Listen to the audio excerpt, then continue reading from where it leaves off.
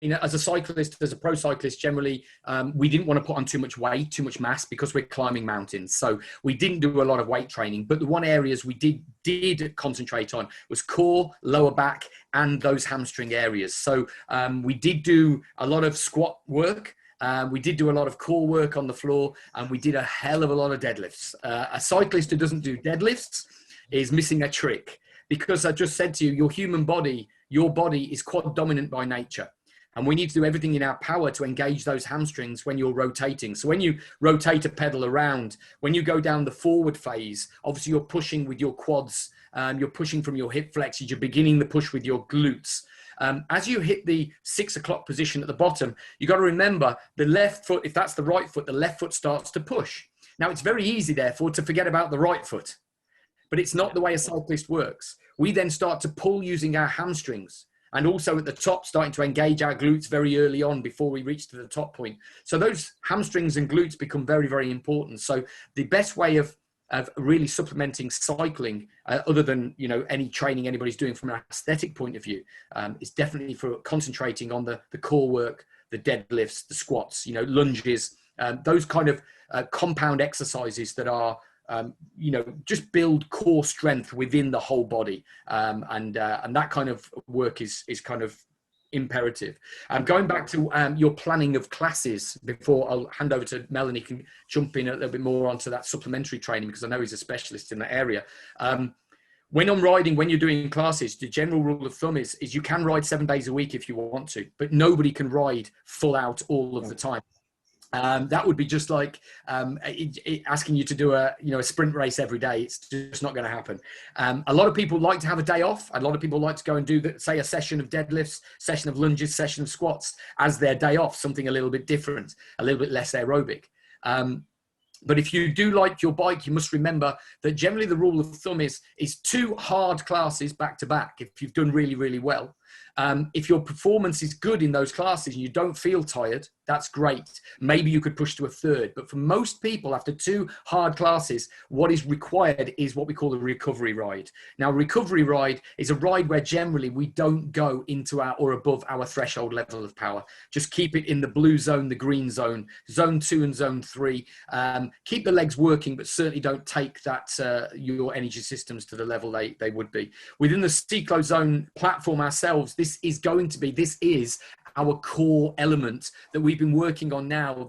The platform is there, it's up and running, but in the background, myself and the development team have been working night and day to create what will be the most unique class recommendation and class metric data analysis system that any platform will have in the world of indoor cycling. So what we're going to do is, for anybody who's connected to our app, whether it be heart rate or cadence or on power and cadence, we're going to take that data and we're going to formulate an algorithm from your data, which tells me exactly what cadence you were riding at in every single interval.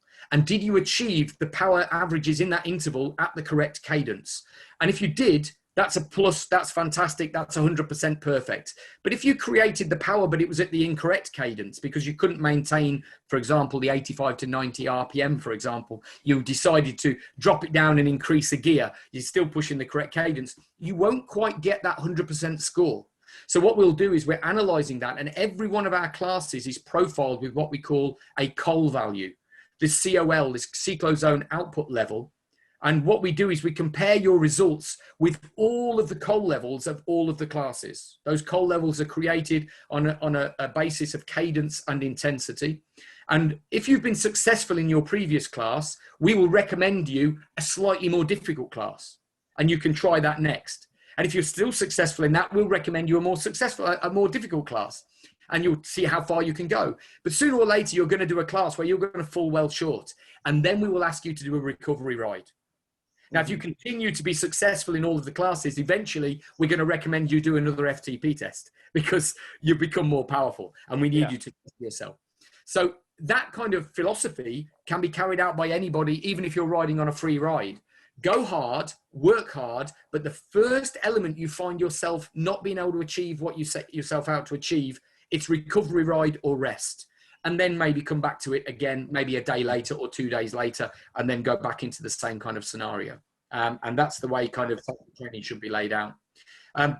being able to drop the bike for a while and jump off and go into a squat rack, doing some of these weights. But I'm going to hand over to Mel now because he knows the importance of that and what effect that has on the human body and how that helps you cycle. So I'll just pass over. And the big thing is making sure that you get the right program, because what you're finding, and a lot of people, it's all about the look. Darren's already mentioned about people doing everything at the front, you know, so where the people have problems in their hips, knees and back, and ankles. But a lot of the times it's because everything's done at the front. People don't really focus on what's behind them because they can't see what's behind them. So when you see people that are doing lots of arm curls, but they're not doing their triceps, they're doing a lot of squats, but they're not doing their hamstrings or their glutes.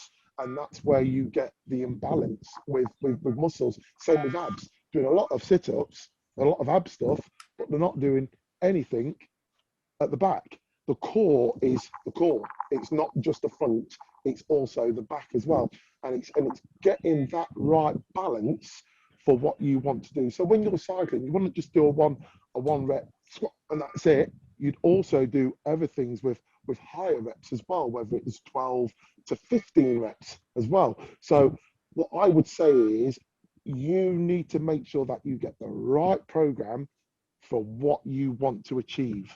Because if you are a say for instance, a bike sprinter, you'd be training completely different from someone who was doing an endurance competition as well. Absolutely. For me, with indoor cycling and it's worked right for me. It's worked right for the people that I've advised. It's quite interesting. I was actually finding a message I was sent a couple of weeks ago from someone, 50 plus lady, and her comments were she did 30 miles on her road bike. It's the first ride she did outdoors this year. She felt stronger and she felt like she could carry on going, and that's from what she was doing from the rides that we've been putting on, because she's had to hold those gears, she's had to hold those yellow zones, she's gone into those red zones, we've brought her back out the red zones and allowed her to recover, then we've taken her back up again. But because she's been holding that level of intensity, she can then transfer that onto her road bike, into that performance, into her swimming as well. She's knocking times off her swimming as well, because as she says, because you're taking me into my maximum heart rate, now I'm swimming and I'm working in my maximum heart rate. It's making it a lot easier for her to be able to cope with the load that she's putting her body on. So what I say to people is, one, use a really good PT or get really good advice. Two, when you're working, make sure you are working opposite. So with those quads, if you're on a bike for 45 minutes and you're trying to get the best performance you can get on your bike 45 minutes, as Darren said, don't just concentrate on the drive down, the drive phase, also concentrate on that pull. Because if I'm pushing these triceps, I want to pull those biceps. So I want balance on both sides. So again, when you're working with weights, don't just concentrate on your squats. So if you're doing reps of 4 times 15 squats, you should be doing 4 times 15 on your hamstrings. You should be doing 4 times 15 on your biceps. Same on your triceps, because everything should be balanced. You've got to make sure that you've got all-round balance on whatever you're doing. You've got to have that balance. Yeah, neuromuscular power on a bike accounts for the majority of the power that is produced by professional cyclists.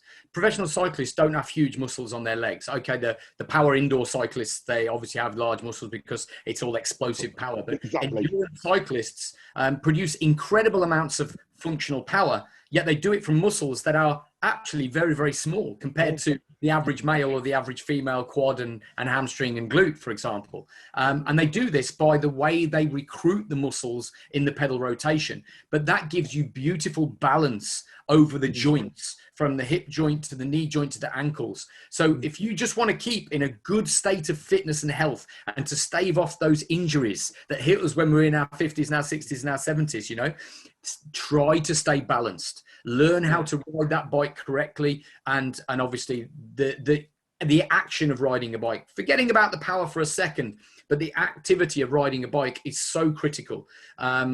This is why we pay so much attention with cyclozone with the cadence side of things. There's something else I just want to add into this, and while we're at this point, I think it's really apt, is the fact that there are two ways your muscle works. You have something called the intensity of contraction, and you also have something called the rate of contraction. Two ways your muscles work. The intensity of contraction is actually intensified by, for example, as Mel was saying, a 1 rep max. Maximum weight, 1 repetition, maximizing the intensity in the muscles that you're working. And yet the rate of contraction is increased by actually doing lighter weights, but doing them quicker, doing them faster. Now, both of these things are important. And this is why when you look at a bike, we have a cadence range. So we'll ask you sometimes to hit red zone, and I'm sure if you've done any of Mel's classes, you've done both of these, is to hit your red zones at 60, 65 RPM. Now you might be pushing 250, 300 watts, but you're doing it at 60, 65 RPM, and you're creating that power through the intensity of contraction. This is strength endurance work. Yet on the same piece of equipment in the same class, Mel might ask you to try and hit 300 watts, your red zone, at 100 to 110 RPM. This is not being created by intensity of contraction. This is all about neuromuscular speed now. This is all about the rate of contraction and how fast your muscles can fire. Now, remember me telling you that between the ages of 20 and 60, you lose 80% of your speed.